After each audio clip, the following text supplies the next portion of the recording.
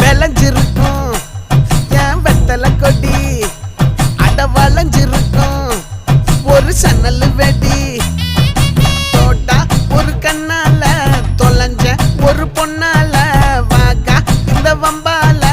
வல விரிச்சிட வந்தாளே பார்த்து வளைச்ச தேக்கு ஓம் பட்ட உடம்பு சோக்கு என்ன குத்தும் குறும்பு மூக்கு கொஞ்சம் ஓய்வை கொடுத்து தாக்கு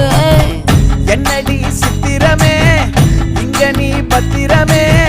சொல்லுடி கட்டளை எத்தனை நான் செய்வேனே